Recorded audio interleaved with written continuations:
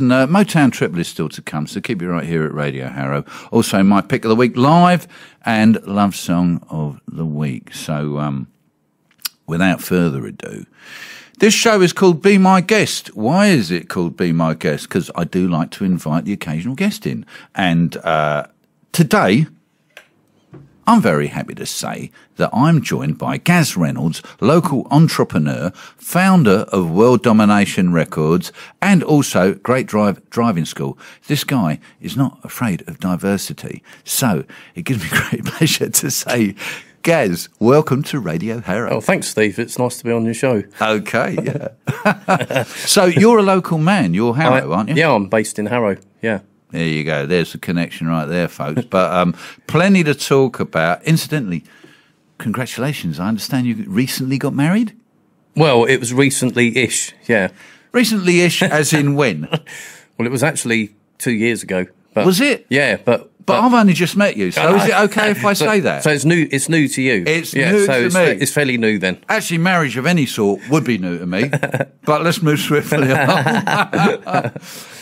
Listen, there's lots to talk about, but can I start by asking you about World Domination Records? Yeah, you can do. Yeah, because I dallied with the idea of starting off my own record label when I had money about 4 years ago. Right. I haven't got any money now, so it's not going to happen. But when I did have money, I dallied with the idea. But it can be a little bit of a minefield.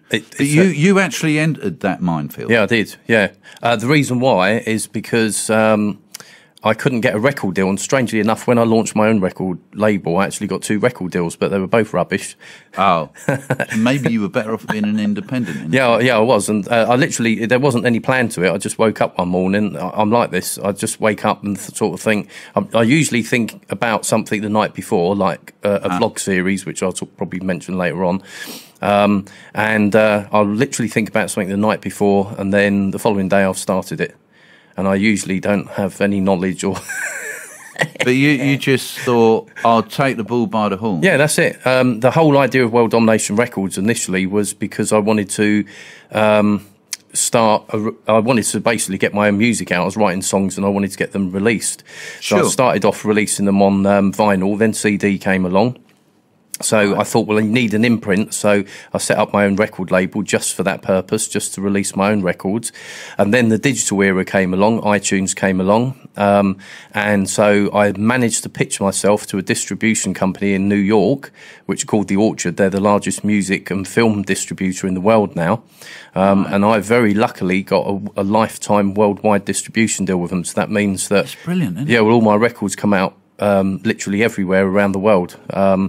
And then what happened is I started getting artists from all over the world started to apply to my record label. So then Do you think that artists getting interest into your label was the fact that you had a very good distribution deal? No, I just think I just had a lot of online presence, so that's how they found out about the record label, and then then they sort of saw me getting on a few things and thought, oh, this must be worth getting involved with. That's how I think it happened. Because without the distribution, you've got a problem, haven't you? You have, yeah. You have the best label in the world, but without a distribution, it isn't getting out there, is it? Exactly, so yeah. You really scored there. You need what you really need now is Spotify. So if you've got Spotify, then you're okay. But the music industry's changed big time now. So things like CDs and things are all out of the window. They're still around, and vinyl's still around as well. Changed so quickly, isn't it? Yeah, it has. But even now, people don't purchase individual downloads. They actually purchase by subscription. So they'll pay,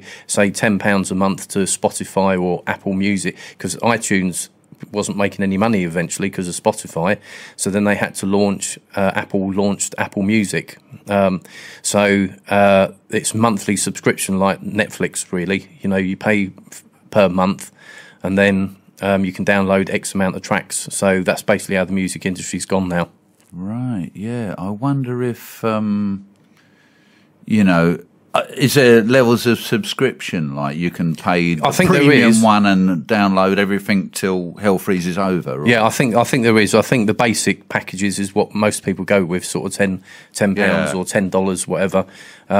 So it's and I think you can have it. I think Apple Music and Spotify do the same, sort of 2,000 tracks a month or something like that. Right.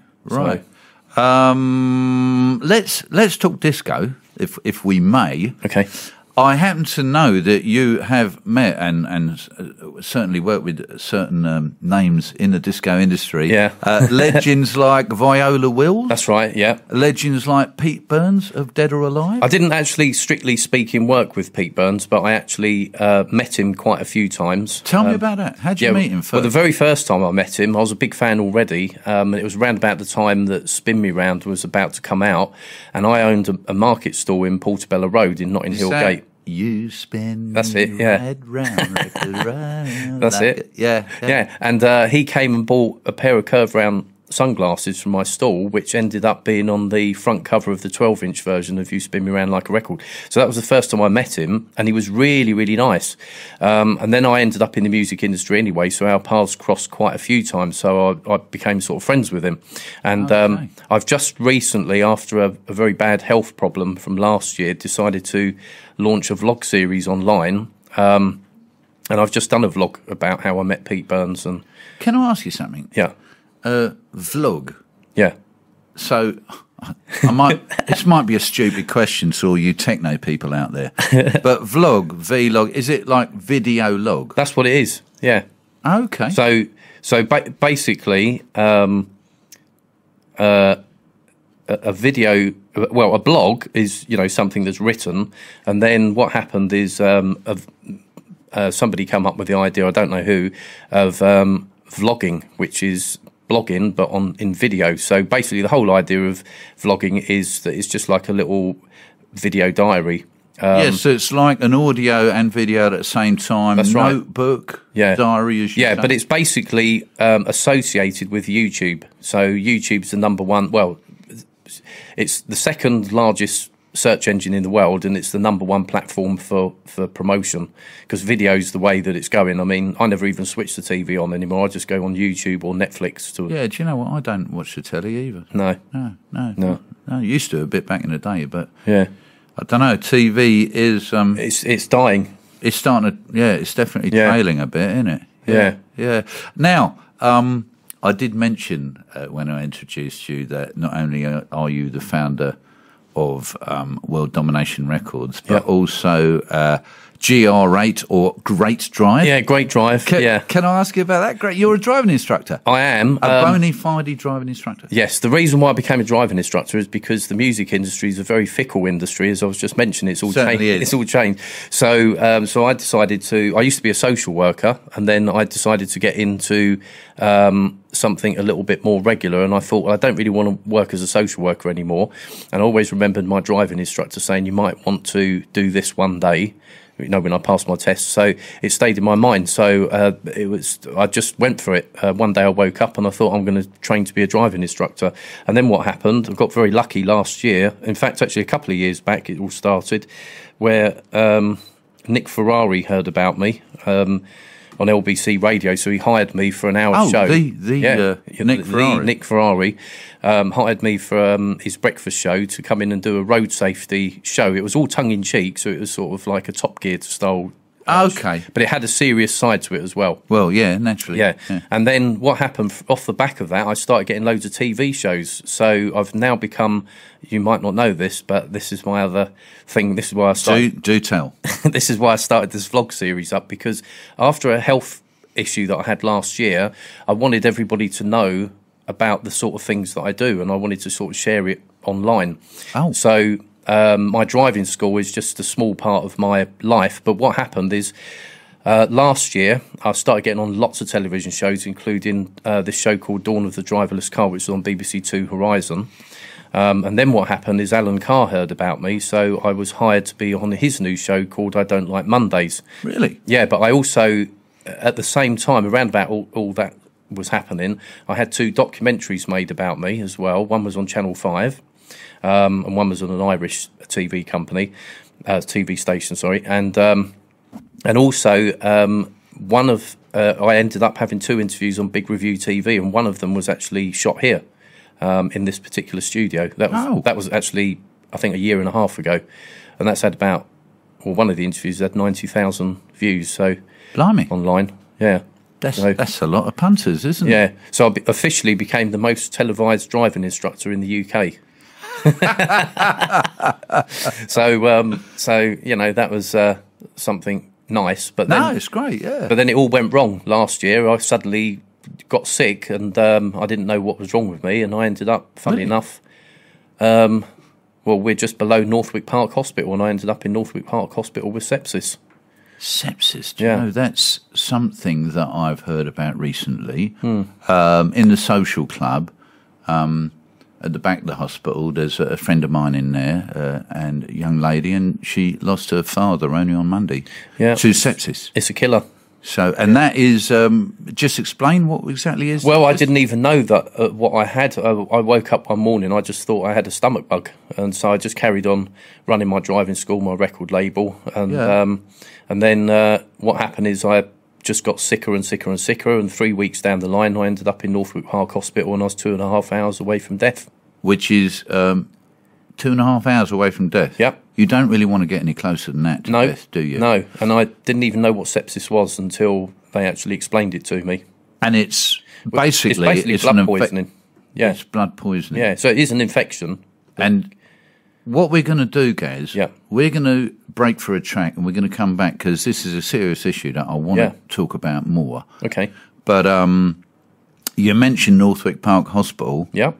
Coincidentally, that's where we're sitting right now, isn't it? That's right. If you didn't know, people, Radio Harrow does broadcast out of the basement of Northwick Park Hospital in Harrow, just northwest of London town. So I'd like to, talk about this in more depth, Gaz, but I'll tell you what I've done. Right. I've lined up two princes. I've lined up You Spin Me Round Like a Record. Ah. By Dead or Alive. I've got a story about that. And, Pete Burns, he, as you said, you met him. So, shall we hear that? Okay, yeah, one of my all-time favourite records. Why don't we hear that right now? But I'm so glad that you survived your brush with sepsis. Otherwise I wouldn't have been here. You would not have been here. But I want to talk about that a lot more. Okay. Right after this, yeah? Radio Harrow. Well, I ain't lying, folks. It is Radio Harrow, and if you have been listening in, you will know that my special guest in the studio is Gaz Reynolds, founder of World Domination Records, a great driving school, and many other things, and survivor, and this is actually very serious, survivor of sepsis, which is an infection of the blood. We touched on it just before we played the Pete Burns Dead or Alive record, didn't we, Gaz? Right, yeah. And so please tell me now, how did you, I mean, you woke up one morning, you were feeling terrible. This was about a year ago? Literally, yeah. I woke up one morning, I thought I had a stomach bug. Yeah. So I just carried on as normal, and I did that basically for 3 weeks, but I was getting sicker and sicker and sicker. And everyone was telling me, you know, you must get to the doctor ASAP. Eventually I went to the doctor, had a blood test. They couldn't identify what was wrong with me. They just said that you've got something that's potentially life-threatening inside you. You need to go to Northwick Park Hospital ASAP. I didn't listen, and I carried on running all my everyday businesses and all the rest of it. And then what happened is within about 3 days from seeing the GP, I was in Northwick Park Hospital because I just couldn't carry on any longer. Right. And I really didn't know what was wrong with me until I got to the hospital, where they told me I had 2.5 hours to live and I had to have emergency bowel surgery. I could not believe what was happening to me. What had happened is I'm quite open about talking about these things, but my bowel had perforated, which is a very rare condition, and so everything from my bowel went into my body, and that's what caused the sepsis. And that, you know, okay. So pretty much, I'm very lucky to be here today. So it's thanks to the care of Northwick Park Hospital that I'm still walking around.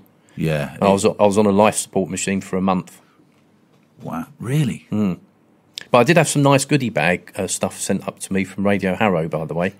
Well, but I was in quarantine, so nobody could visit me. You know, Radio Harrow, we do try to do our bit here in the community, in the wider community, but also in the hospital, because we're based in the hospital, obviously. That's right. Not maybe as important as surgeons. Mildly, I'm just, didn't even make the comparison. But you do provide an important service, though. I think that hopefully we can lift people's spirits a little bit when they're at a little bit of a low ebb some of the time. The teams here go up visiting patients and all that. And, it's all, we do what we can, shall we say. That's right. Me, I'm not a medical man at all. I just, as long as I'm feeling chipper, I'll leave it at that. But that's the sepsis thing. It is no joking matter, is it? Well, it really shook me up because I'd had a major health problem 10 years before as well, where I had a stroke and I went blind.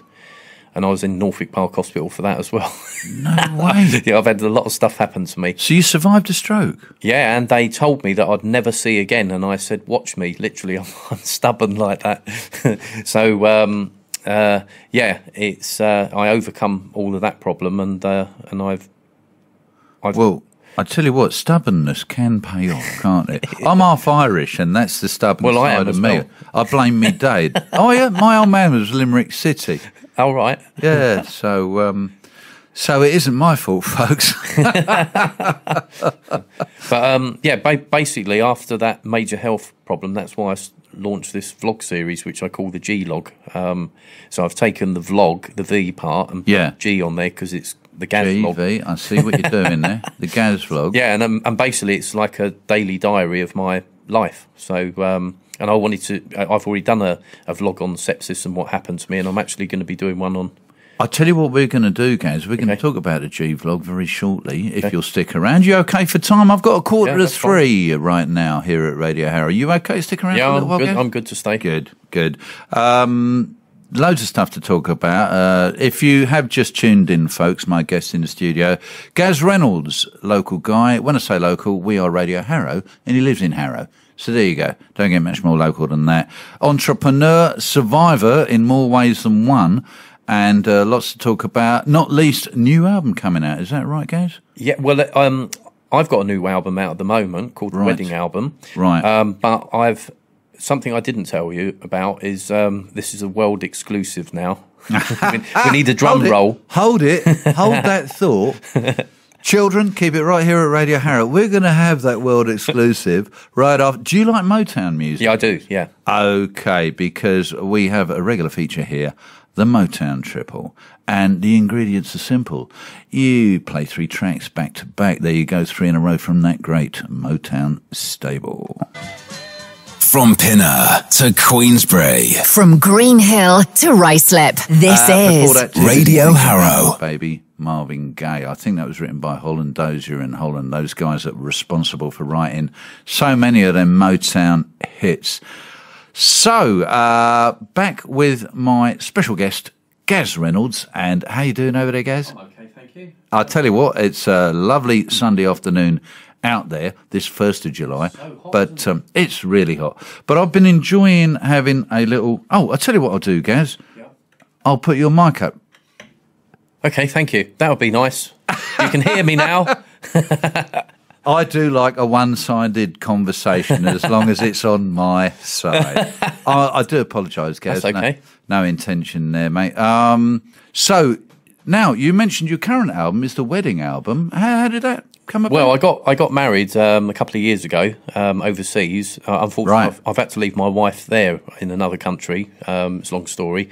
But anyway, when I came back, I decided to... I hope that's a temporary situation. Well, it will be, yeah. Yeah. Well, I got sick and a few other things happened, so it's all caused delays.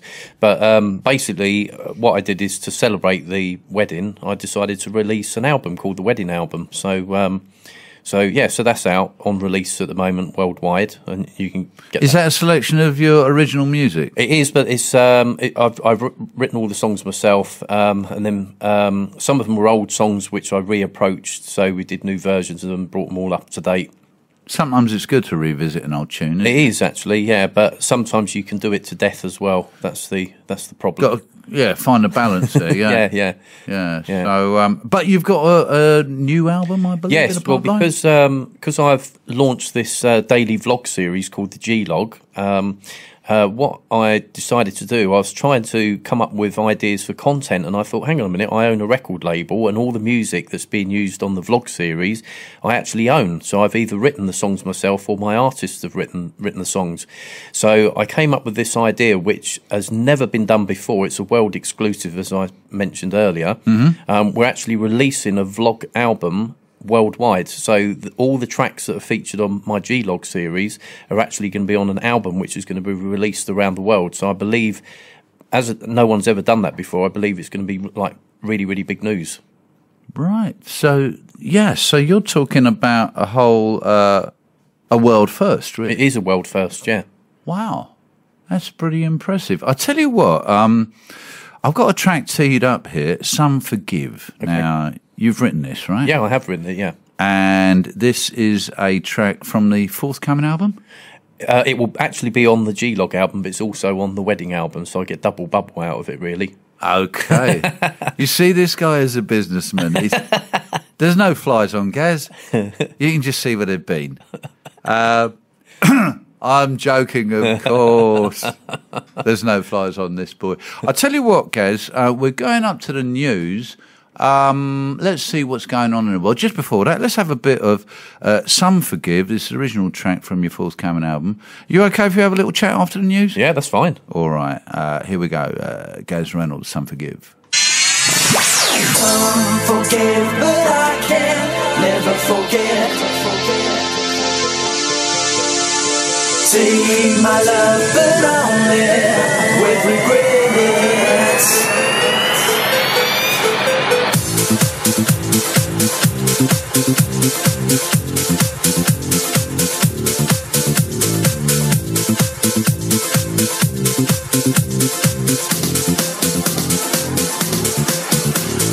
This could have been the start of something special. You and me together forever. X-E-X is your first name and it's your last. I know all about your dirty past. Alright. Some forget, but I can never forget.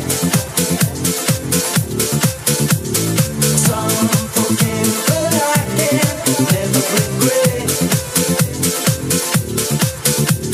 Some forget, but I can never forget.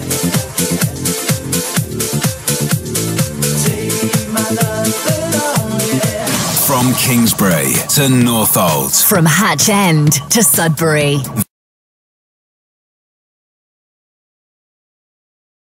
There you go. There's Roland Gift and his fine young cannibals, Johnny Come Home. I believe that was their first hit.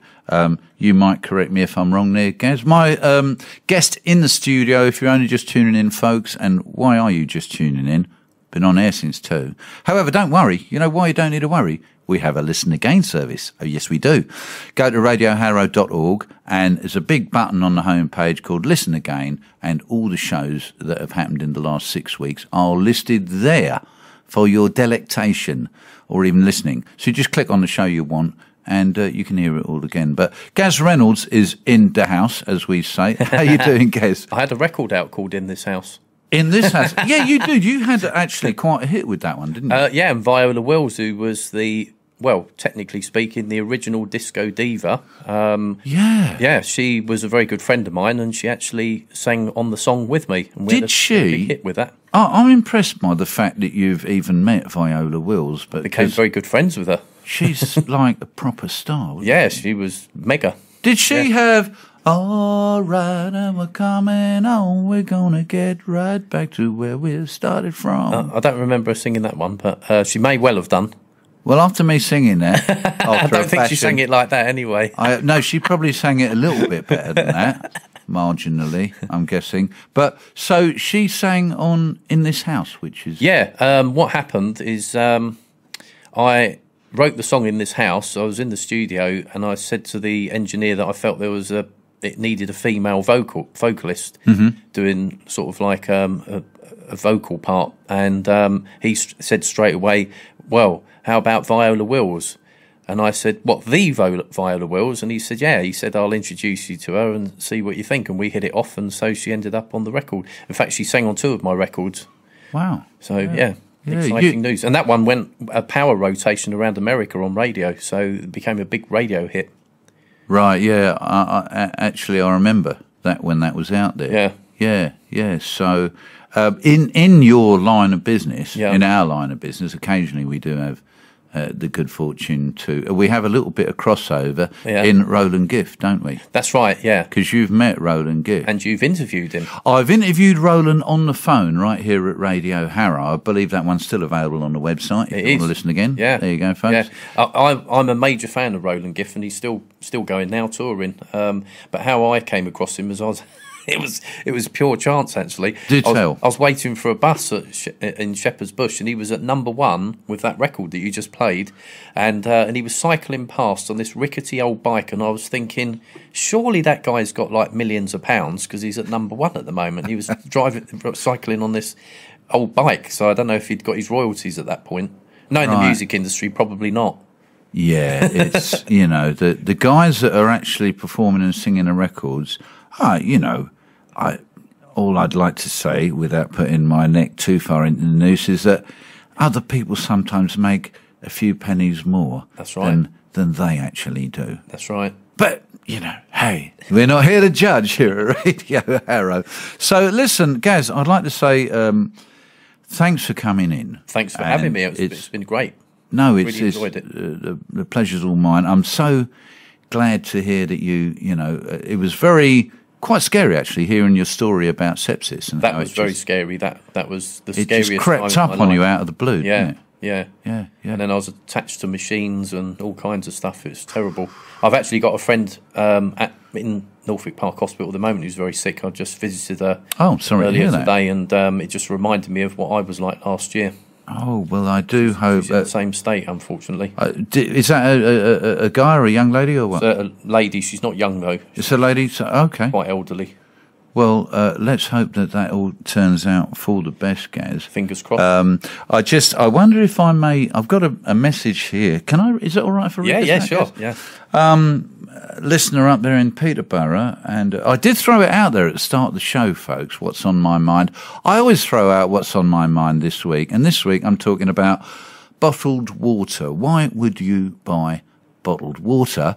And I have a little bit of feedback from Crispian in Peterborough, and thanks for tuning in, Crispian. I know you're a regular listener, so you've written, when I was just a callow youth, the purchase of bottled water was the prerogative of Johnny foreigners who lacked the benefit of drinkable tap water.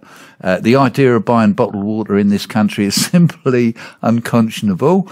In my estimation, the type of person who might indulge in such a practice is probably the same sort of person who might use a portable telephone. Thank goodness for the safe harbour of your excellent show, yours, Crispy and Crunchy. Pardon my rudeness there, coughing without closing the mic. You need some bottled water. I do need some bottled water. Actually, it's the only thing we're allowed in the studio, Gaz. We're not allowed food or drink, but water with a cap on the bottle is allowed, just for the obvious reason that you might spill a coffee or something into the equipment here, which wouldn't be good. So just before we go, and this is possibly the most important question I've asked you today, Gaz, bottled water, would you ever buy it? Well, I was thinking about this earlier when you mentioned it. Right. I did live overseas, so there I can see why it would need, because I lived in India. I didn't know that. Yeah, well, I was there for a year living there, and you have to drink bottled water. You can't trust the tap water there. So from that point of view, overseas, I would definitely say I would personally buy bottled water for health reasons. Would I pay for it in the UK? No, because we've got safe drinking water out of our taps. So, but then we don't really know what's in our taps, do we? So you could you could kind of question it. So I can see why bottled water here might be popular. Okay. And I think it's a fashion thing as well. I think people sort of feel cool. Oh, look, I've got the latest blah, blah, blah water I'm drinking, when it's probably come out of a tap anyway.